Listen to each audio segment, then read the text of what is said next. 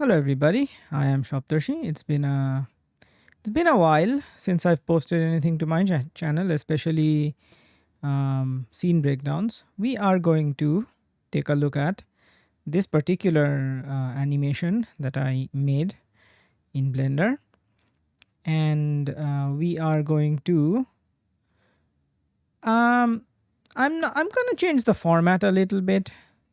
I'm just going to talk about the things that I think are absolutely important to know about the scene rather than literally everything.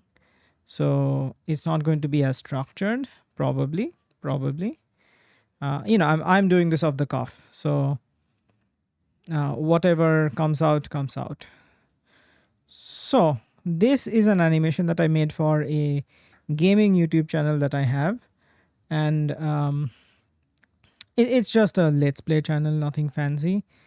But I wanted the animation to be a little fancy, the intro and outro animation to be a little fancy, for the very simple reason that I know Blender and I should be able to make that kind of stuff for myself instead of hiring other people to do it. Like why not play to your strengths, right? So that's the objective, or at least that was the objective, and I think the objective was achieved pretty well. I like how this turned out, and yeah, this is the scene. Also, I'm recording in 1440p. I am recording in 1440p, right? It would really suck if I wasn't. Let me just quickly check. Okay, yeah, I am recording in 1440p. I don't think it says anywhere in OBS. Anyway, doesn't matter. This is the scene. The text might be a little small, but we are not looking at individual settings and whatnot. We are just going to look at this as an overview. Kind of, sort of. The geometry node setup will require looking at some text, but honestly, the exact values are irrelevant. Like, the exact values will depend on what you want in your scene and how you want it to look. So I leave that to you. I'm just giving you the broad overview, so maybe you take away something from this and you can apply it to your own scenes as well. Okay, this I wanted. This is how it looks like in the camera. If I, where is the thing? Passport 2, I think it's called. Yeah, if I do this, this is what the camera sees, and I wanted the text to be in the center, not take up too much of the screen. I wanted the center to be the highlight, the text and the center to be the highlight, and the rest of the scene to just be supporting it, right? That's basically, if I go into rendered view, that's basically what this looks like. All the attention is here on the text, like that draws your attention the most. That's the most important thing here.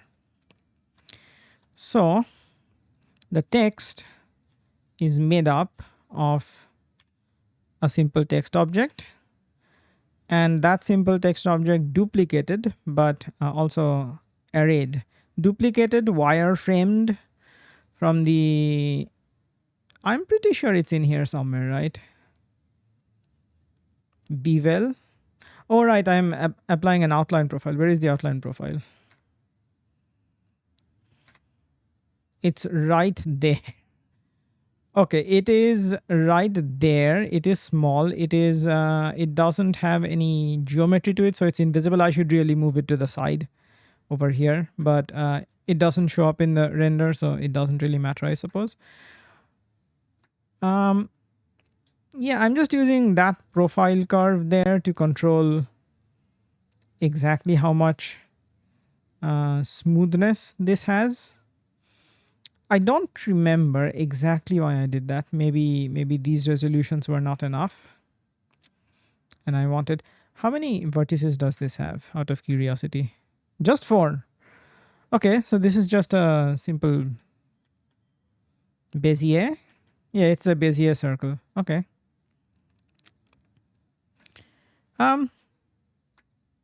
Well, we've run into our first problem. I don't quite remember exactly why I used a Bezier circle instead of using the outline. I guess we can just quickly check this, right? We are going on tangents. That is gonna happen. All right, because probably because round, not round, profile, not profile, object. Right, because this is the only way for you to because this is the only way for you to do the outline thing. Okay, never mind. That's why you do it like this. I'm gonna cut that part out. You don't get to see it, or maybe I'll leave it in and just leave in the mistakes. Who knows? I haven't decided yet. Anyway, this is the array, and this is basically what this is, right? We've adjusted it so that it sits exactly at where the text is. Or actually, I think what I've done is I've moved the text up. Yeah, I have translated the text up. That's what I have done. The text, I think, is just glass. Yeah, transmission of 1. Why does it also have alpha? Okay, yeah, alpha of 1 is fine. Everything has an alpha of 1 by default, right? It's just glass with a little bit of roughness that is scaled just to give it a kind of a texture to it. You can't really see it in the final render that much unless you look really closely. I have rendered this in 1440p. I have rendered this in 1440p. So actually, that 150% is probably 4K. You know, I've rendered this at 100% of 1440p. Don't mind me. Don't mind me. It's like as you can see, it's like 10:30 p.m. It's time for me to sleep. So I am trying to explain a scene when I should be sleeping instead. Anywho, this is also glass, except this has a wave texture applied to it. If I go to the material preview and do this, you'll notice that the wave waves up and down, and that's only because this is a wave. These are bands in the Z direction, modulated by a color ramp, and the phase offset, I think it is 0 to 12 would be 3 pi, 6 pi, 12 would be 6 pi, 4 pi, something like that. Some variation of tau, actually, some even multiple of pi, or tau is 2 pi, so some multiple of tau. This is some multiple of tau, and the multiple was decided based on how the motion looks, right? That's basically what this is. And also the other thing is that this is rendered in 60 fps because this goes on gaming videos, so it has to be rendered in 60 fps. So this is a 3-second render, and 3 seconds, usually if I would render this for other people, I would probably do something like 10 seconds, maybe 15 seconds, something like that. This is 3 seconds because I did not want to spend too much time rendering. Also, at most, this is going to be visible for maybe 6 seconds, maybe 12 seconds, something like that. You can't really tell that it is looping, which, by the way, it is. This is a looping animation. Maybe I didn't mention that at the beginning, but this is a looping animation. And yeah, so you will not notice that it is looping at the for if it runs for a handful of seconds, let's say 10-12 seconds, something like that. That's what I use this for mainly. The other thing, the glass doesn't really glow. So over here, the wave texture is applied to the strength. The multiply is just so I can control how much brightness there is. Yeah, so you will notice if I adjust this, I'm not gonna save the file, by the way. So hopefully I don't accidentally save the file, but this is what the multiply does. It just allows me to control the strength, even though I'm plugging in an animation into it, or I'm plugging in this wave texture into it. This was 3.5, I think. I'm not gonna save the files, and it doesn't really matter. Yeah, the plates, let's disable these. The plates are just, where is it? This thing, which is a cube, flattened and beveled. Beveled because I wanted the edges to catch some kind of light, either from these little objects here, or from the light at the top here. I think it catches very little light, but it is there, right? The other thing, if I go into geometry nodes, this is just a grid with these tiles on which point? On the faces, right? The tiles on the faces, and then they are scaled appropriately so that they just touch, or there's just enough, just a small amount of distance between the edges. That's how they are scaled, and they are randomly rotated on all axes. And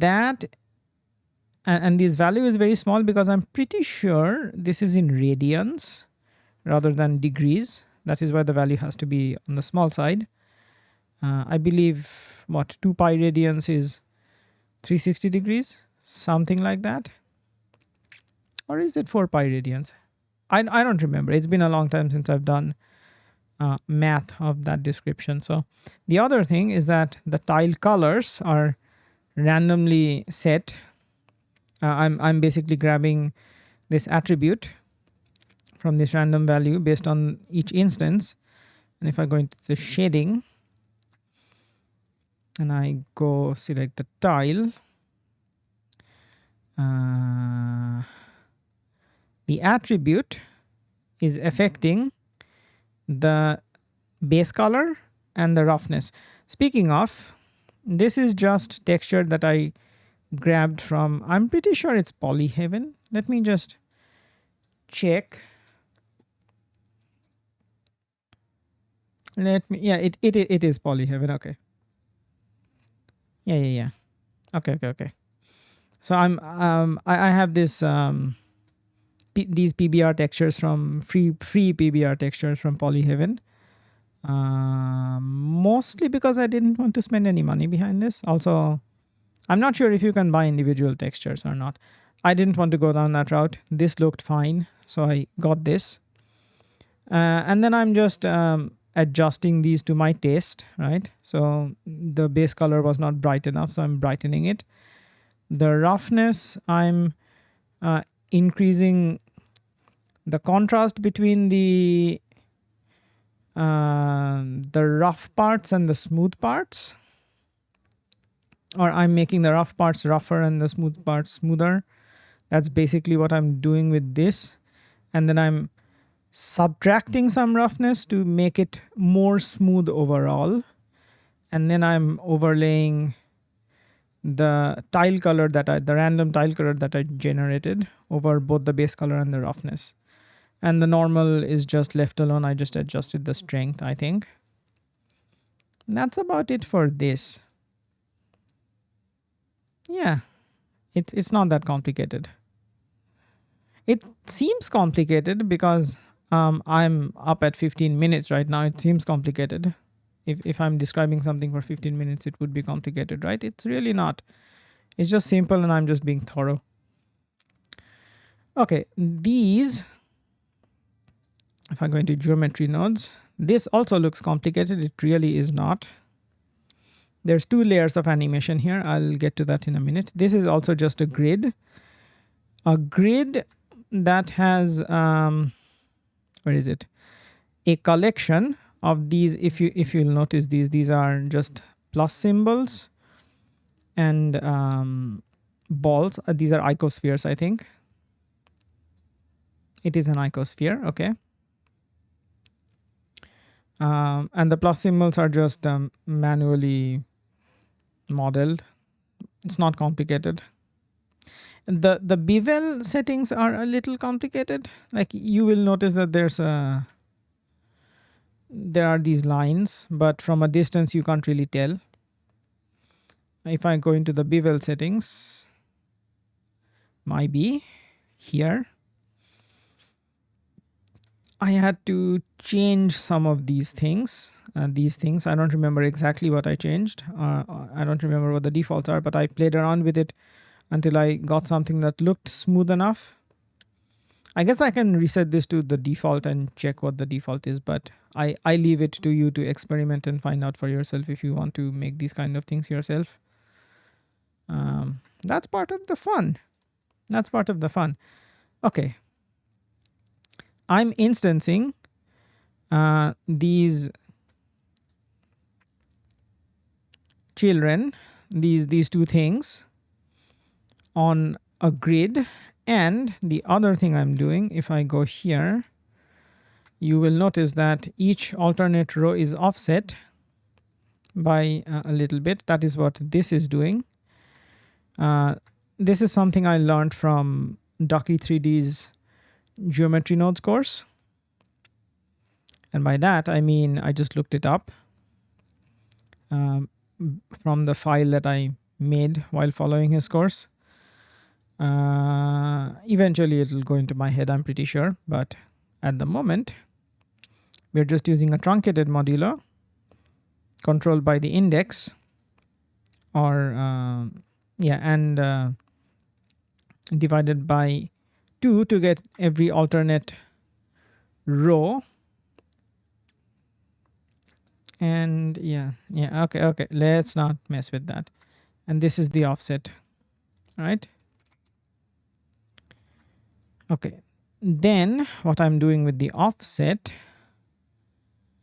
is not the offset. What I'm doing with all of these is I'm animating these based on a noise texture. The reason there's this setup is, again, if you follow Ducky 3D, you will find that this is the way he loops his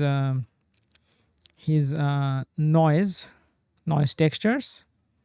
And that is what I'm doing here. I'm looping my noise textures so that, and by looping, I mean over the course of 180 frames at the end frame,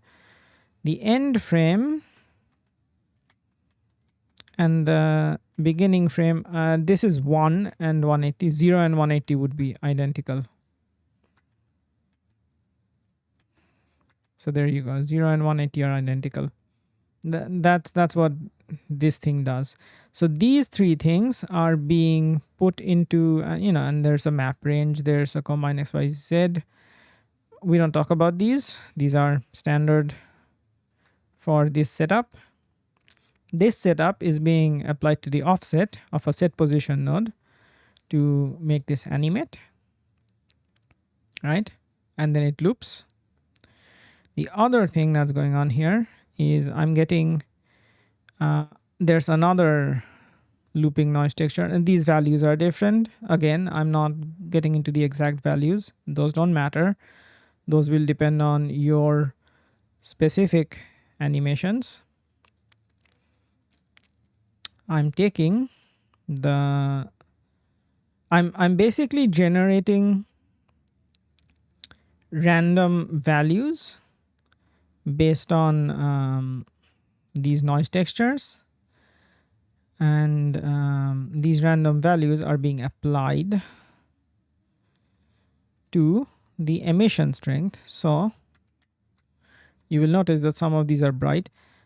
This is done, this top bit here is, this top bit here is done to make sure that whatever is bright, so it's done to make sure that the base color has some variation in it. That's all that is. But the real thing that happens here is this color ramp that controls the emission color. The strength is also modulating. The strength has a noise modifier on it from what it looks like. You know, I did say I'm just going to talk about a few things, but I guess I'm talking about everything. Smile. Okay, no, emission strength is pulsing. That's what that is. That's what that's doing. So there's different layers of animation here. I just added more layers based on what I thought I would need. Yeah, shading. Yeah, so this light random is animated. That is going into the color, and then another layer to that is that the strength itself is pulsing. I think that's about it. There's two other things about this. One is this light here. What does this do? Oh, also the camera, I suppose. Does this even do anything? It does. Okay, it adds this light fall off thing here. It adds a little bit of light at the center, and it keeps the edges dark, so it creates this natural vignette without actually using vignette. Am I actually using vignette in compositing? I am. So I'm reinforcing that. But this light just highlights the center a little bit more. So everything here is designed to put the attention on the center. You should be looking at the center, and maybe you look at the sides later on, but you're mostly looking at the center. That's what this is. The other thing, I suppose, is the world. The only reason this has some value, and this is a warm color to a warm yellow kind of a color to offset the blue. If I put this to 0, you will find that these edges end up being far too dark. That's what this is doing. It's just filling in the shadows just a little bit. The camera, there's two cameras. One for the main animation, and the camera has a little bit of animation to it. Let's go here. The camera has a little bit of animation to it. If you'll notice, I guess if I go into the other camera, you'll be able to see it better. Notice this camera right here. It is animating from side to side, and the way it is animating from side to side is I have it parented to this thing. The camera, you can't see it because my face is in the way. Well, just take my word for it. This is the parent for the camera. And these, I believe, are the camera focus points. Why is it up there? Why is the focus point up there? I don't know. I don't know why the focus point is up there. I must have moved something. Either that, or the depth of field is there's supposed to be a little bit of depth to the background, and I just want this to be in focus. Those are the only two reasons I can think of. Maybe I moved this up. I might have moved this up.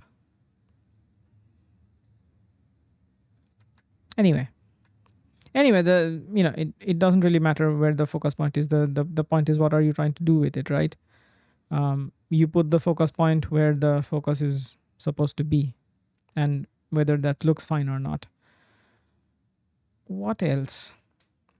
Yeah, I'm parenting the camera to this thing, and this thing has an animation. You'll notice there are these keyframes. What are these keyframes on? These keyframes are on the rotation. Just a very slight amount of rotation. It's not even that much. It's not even that much. It's just a very slight amount of rotation. But because the camera is so far away from that center point, it moves a little bit more. So you need to be careful with that if you do use this kind of a setup. And that is just to make it look a little bit more interesting, right? Static camera might look fine, but it looks a little bit more interesting if you animate the camera. This second static camera is there purely to get a zoomed out shot for use on YouTube banners and the like. That's the only reason the zoomed out shot exists. How does this look? Yeah, the focus is entirely just here in this center of the screen. What are these lines? And by what are these lines, I mean this is the golden ratio grid. I'm keeping the text within the golden ratio grid to make sure that it fits within any kind of YouTube banner or any other kind of header that I might use it for. I'm like, this is meant for YouTube, so, and the only thing that matters is it fitting within the YouTube banner, but that's about it. That's why I'm using the golden ratio here, grid, and making sure the subject is within the center. Is that it? Hello. It's me. The morning after, because I realized after thinking about it, while I wasn't really sleep deprived, but it was time for me to sleep. So while being in that state, I realized that I forgot to show you the compositing, because there's one thing. It's mostly standard compositing, but there's just one thing that I was doing there that is a little different. So with that in mind, let's just render a scene. I should have done this before hitting record, perhaps, but it is fine. It shouldn't take that long. I'm not going to show you my render settings. That doesn't really matter that much.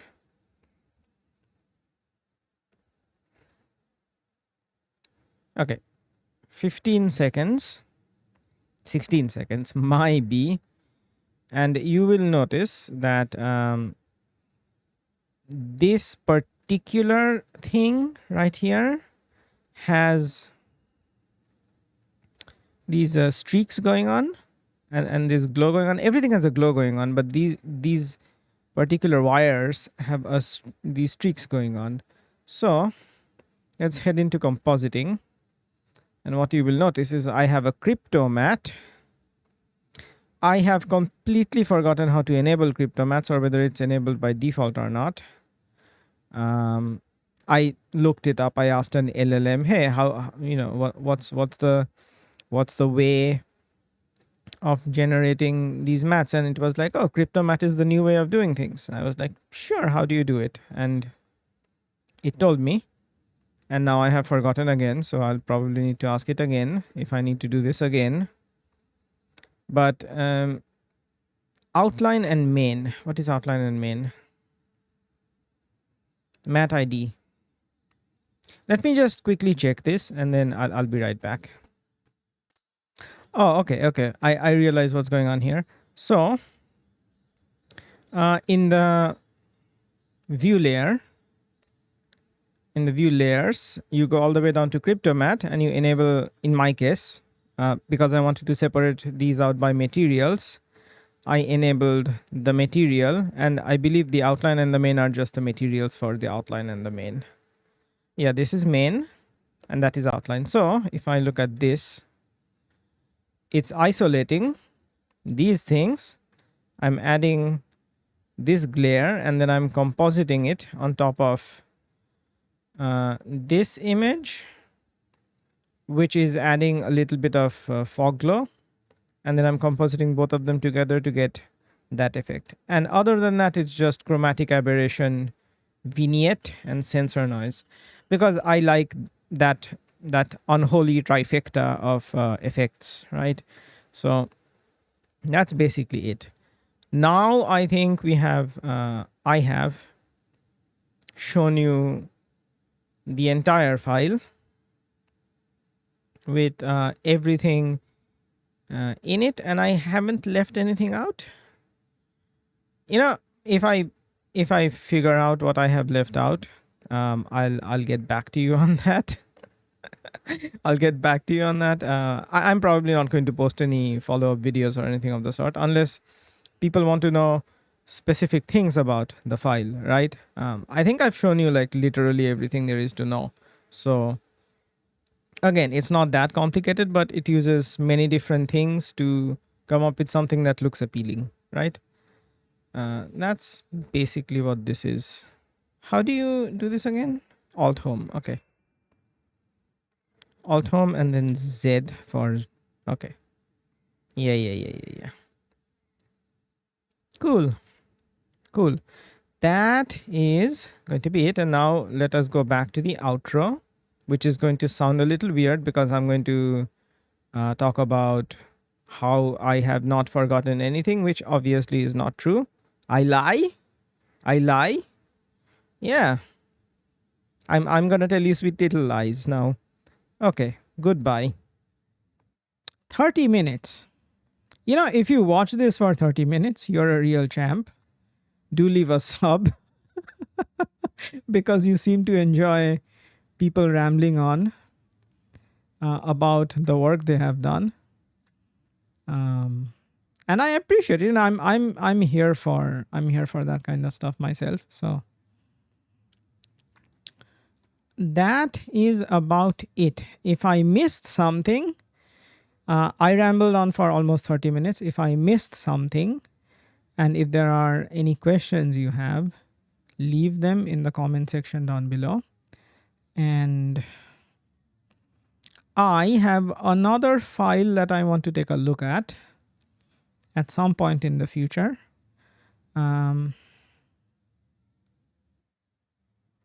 It is the 15th. So I will probably do the other video of that other file before I leave station on the 1st. Leaving station on the 1st, I'm coming back on the 12th. Let's do that before the 1st. And let's actually get that edited and posted before the 1st. Yeah, this has been a very not very structured kind of look, but very detailed look at this particular file. Hope you found something useful from here.